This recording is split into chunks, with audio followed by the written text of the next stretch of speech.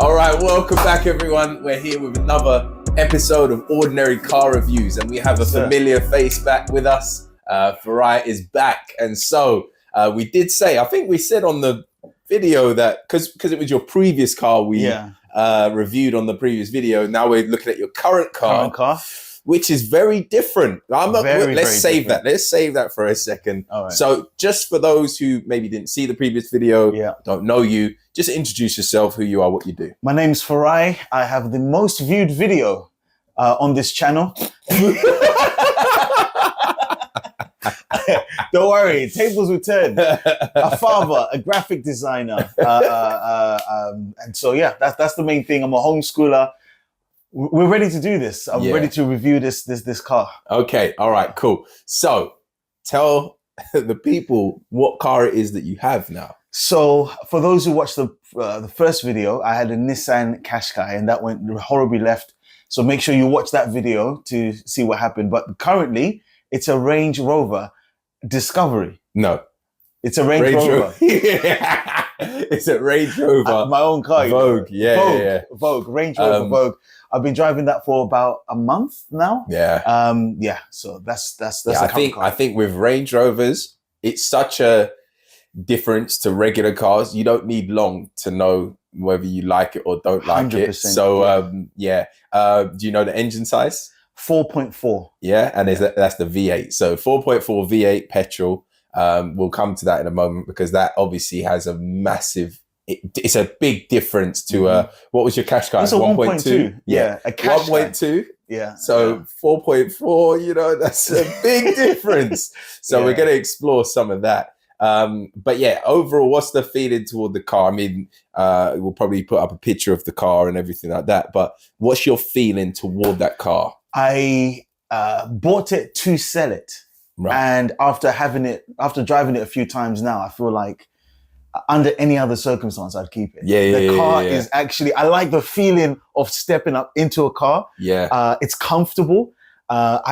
Smaller cars don't feel the same anymore. Literally almost lying down kind of smaller cars. Or I should say cars that are lower to the ground rather than smaller cars. I love the sound the engine makes. It's the dominion you have on the road. There's a lot of good things I like about it, but it's a huge difference from the Qashqai. The first thing you notice as soon as you drive it is how high up you are. Right. Yeah. I'm looking down at bus drivers. Like, it's a beautiful car. Yeah, I think with that Range Rover, I like that one as well. I've got two in stock right now actually that are similar. One's a 4.2 V8 supercharged and the other one's a 4.4 V8 like your one. What I like about that shape Range Rover, over the years I've had a number of them, is the boxiness. Some people don't like it. I love it. I love the boxiness. It's just, you look out from the driver's seat and you just see a kind of this tank thing going forward, right? And I think they got the design just right because also like just I don't know, just from every angle it looks good.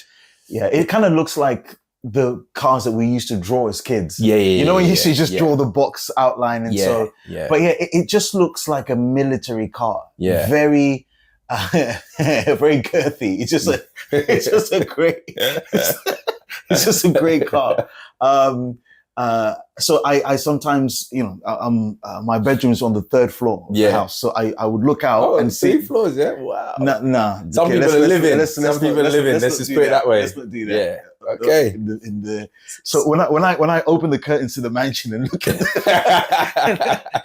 the car, I'm still like, I can't believe, you know what I mean? It seems, but it's a great car to drive. Yeah. I think fantastic. I love them. I just can't get enough of those Range Rovers. It's one of the few cars that I think actually looks half decent, even when it has a tow bar. I think the newer ones, you've got the electric tow bar where you can actually, it's retractable. You can, all of that, which is great. But even like those older ones, I don't think a tow bar makes it look horrible. And there's a lot of cars where once you put a tow bar on it, it looks horrible. It just doesn't look right. But that's one of the few where it looks great still.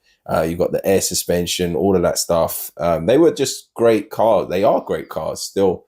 And I think it's a good bargain for people that want to experience Range Rover luxury, but don't have the pocket to go and buy out a new one. And I wouldn't recommend buying a new one anyway, because they depreciate so much. But it is a great way, because even those cars that are, some of them almost 20 years old, I've got one in stock that's like pretty much 20 years old, and it drives so well. You would never even think, because the technology in them is so advanced as well. They were the best of their day.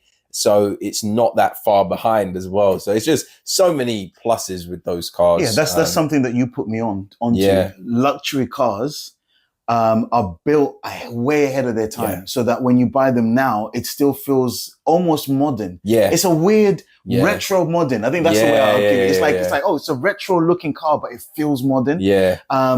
And so I like that whole idea of, okay, because it's 20 years old, because it's done X amount of miles on the clock, you can get it for a fraction of the price.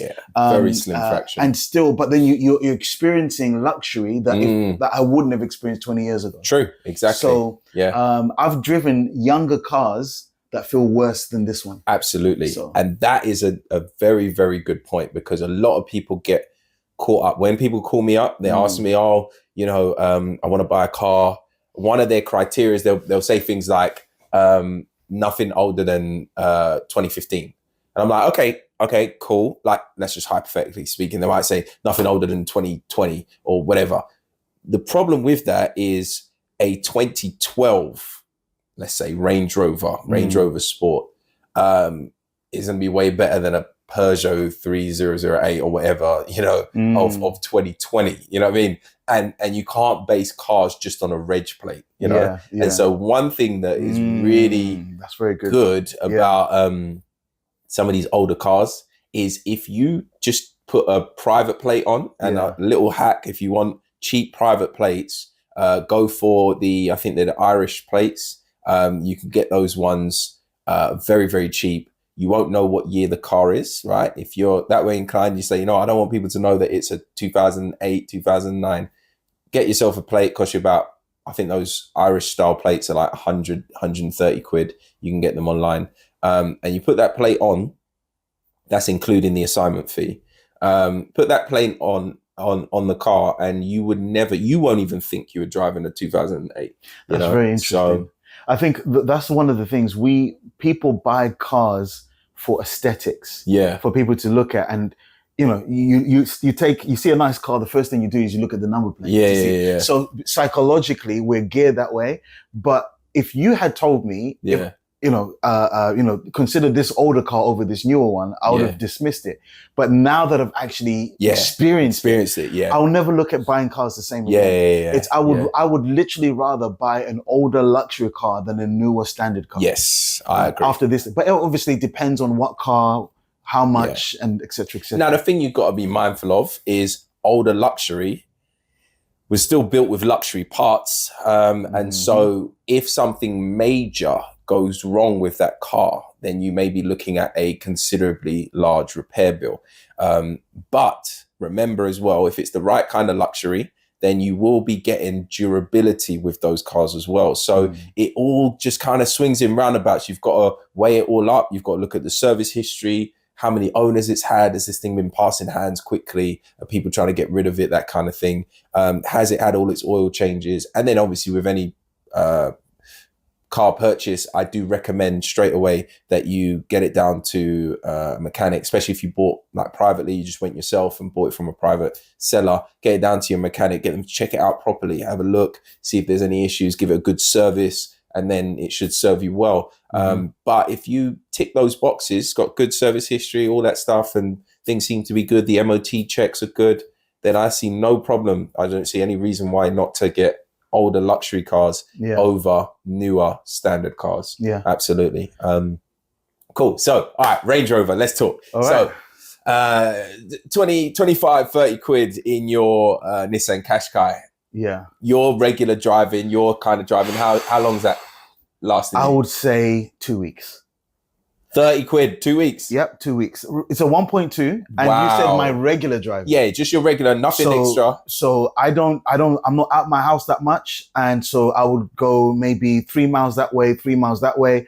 My wife would take the car. She would go, drop the kids here, drop the kids there. But we're not doing journeys. Yeah. So those little bites there, I would say a good 2 weeks worth of driving on 30 quid is fair. So now in that car was 4.4 V8 Range Rover. Hey! Petrol. £30. What's that doing for you? Your standard driving, not for anyone else. Just your pottering around. 3 days.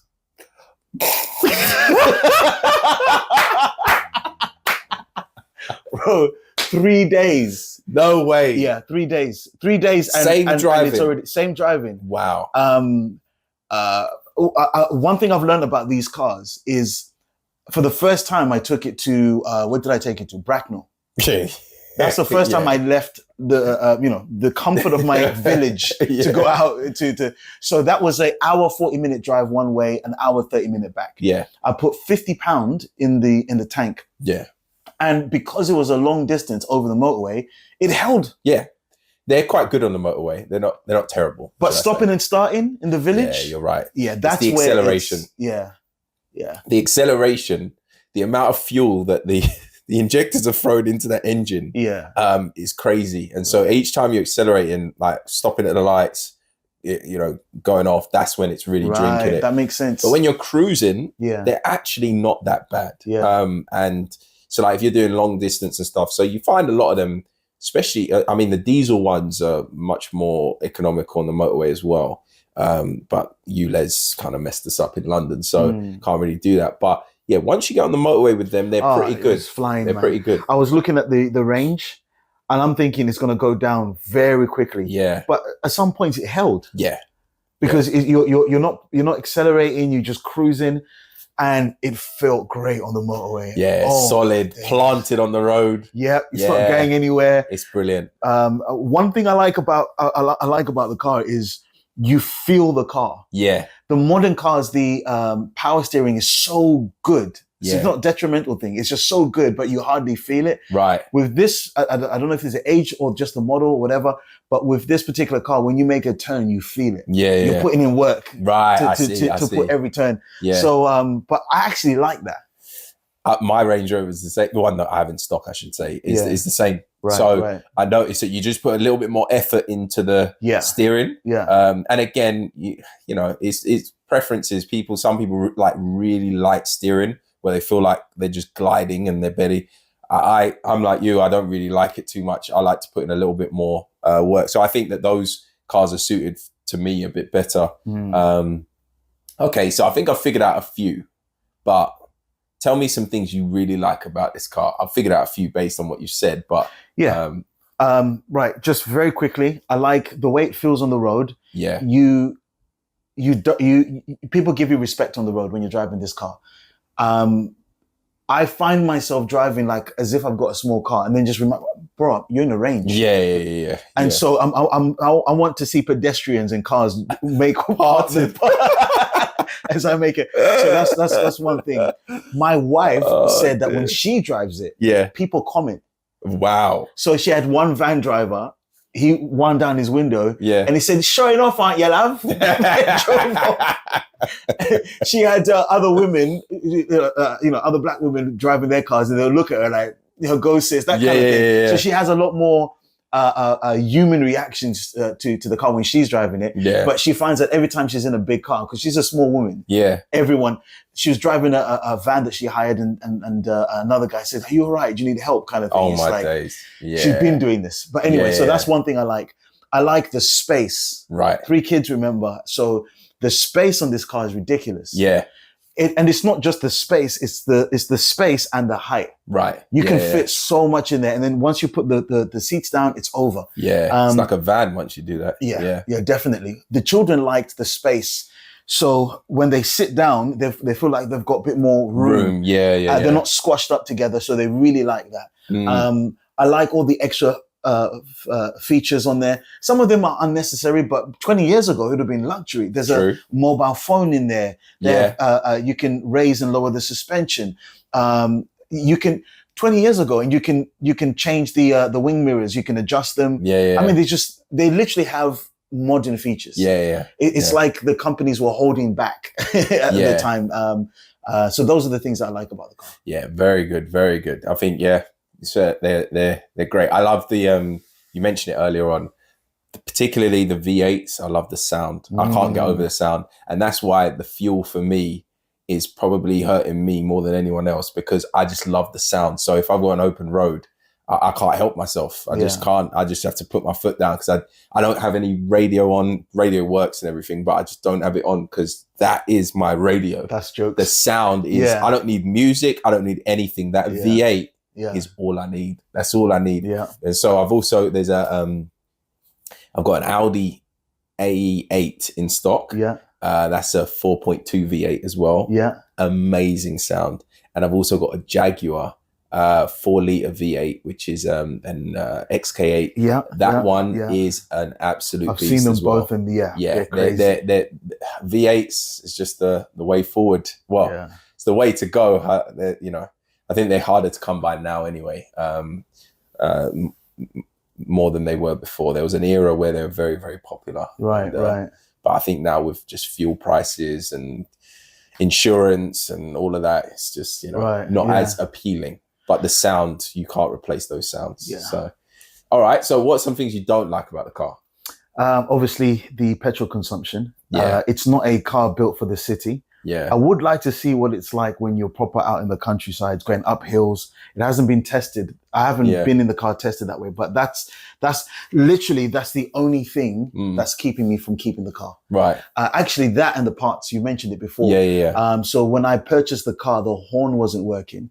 Took it to a mechanic, and he said to replace the horn is £800. Right. Just for and I mean, for me, from a lay person, I might as well just buy another car. Or just drive and open the window, beep, beep. Yes, squeeze my son's hand so he screams. And so those two things, and again, they're minor though. It just really has to do with opulence, right? If you have money, you're good to go. Yeah. But if not, then you're thinking about these things. You're conscious about it. You're deliberating over it. What else? I think that's about it. I think the one thing I would want to change about it, and it's not a major put off, is I would want to put a modern radio in it. Right. Yeah. An Android. What's it called? Oh, the Android Auto and Apple CarPlay. Something like that. And so, and in the past, when I used to buy cars, I'd do it myself. Right. So I went on to, as soon as I bought it, I'm going to upgrade it. So I went on to online to see what you need to do it. The amount of work that you need to do just to upgrade the radio it's ridiculous. Yeah, but you can get those ones that you attach on now. Yeah. So you don't mess with any of your housing or anything like that. Right. You just attach, and it's a screen, but it's connected to the frequency, the FM frequency. Right. Right. So then you connect your phone to that, but it does the Apple CarPlay, Android Auto there, and then the sound comes through the. Okay. Right. It picks up the frequency. So they cost, I was actually looking at some, I don't know where to recommend to look for them, but I was looking on Amazon and I was looking on eBay. Yeah. And I was seeing like large screens for, I think it was 80, 90 quid, something like that. And then the large ones are 80, 90. Yeah. Wow. Smaller ones were like 40, 50. That would probably, the 80, 90 is probably what they'll just charge just to put it in, and then you're looking about 250 or something for the actual thing. Yeah. So yeah, that's a great. I might look into that. Yeah, I'll send you some links. I was looking at it. Yeah. That's if I keep it. I want to keep it. I actually want to keep it. It is a very different from what I've had before, and everyone enjoys it. My wife enjoys driving it. The kids love it. Yeah. They want their friends to jump in. It's a great car.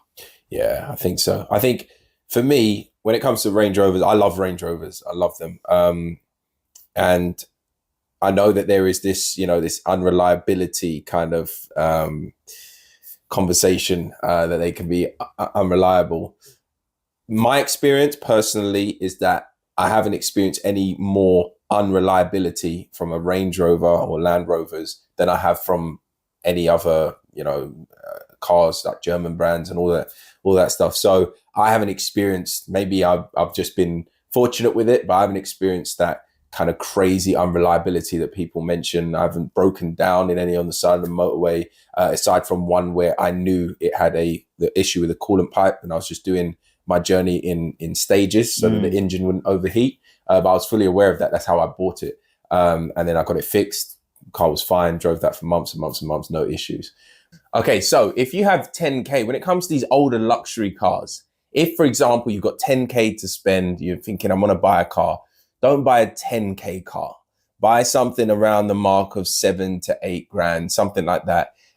Give yourself about £500 or so to go get it serviced, give it a good service, maybe do a few repairs that it needs, you know, if it needs something, especially if you bought privately, you might need to do a few little bits here and there, but then keep a couple of grand, keep like $1.5 grand, £2 grand, just aside, put it in account, don't think about it. That's just gonna be some money that if you have issues that pop up, a little repair that needs to be done, you can take from that, and then you're not caught by surprise. Because when you're buying secondhand cars, especially older vehicles, things will happen, little bits and bobs, maintenance issues and stuff. Like I said earlier, check your service history, check the car thoroughly before you buy. But there are always some things that could pop up, but don't spend all of your money if you're buying a secondhand vehicle, especially these luxury cars. Don't spend all of your money on just the car purchase. Put some money aside, and that'll help you greatly. All right. Well, Farayi, actually, one last question. If someone comes to you and says, you know, I want to buy a Range Rover, they just, hey, Farayi, I'm thinking of buying a Range Rover 4.4 V8. What would you say to them? I would say absolutely. Taking in consideration all the pros and cons we mentioned, if you can afford it, great car to have. Not only is it, what's the word? It meets a variety of needs, from, you know, people who need to move large things, to people who have children, to people who use their cars to transport things back and forth. It actually covers quite a lot, much more so than most cars, and it's great on the motorway. Yeah. Thank you very much for coming on and reviewing your Range Rover with us. And, you know, when you get into a new car, we'll give you a bit of time, get used to it, you know, build up it, and then come and review that as well. And so we'll wait to see what you get. But yeah, enjoy the Range, right? You've got it. And make sure you hit that like and subscribe button so you're up to date with all of our releases. We've got plenty new videos coming your way.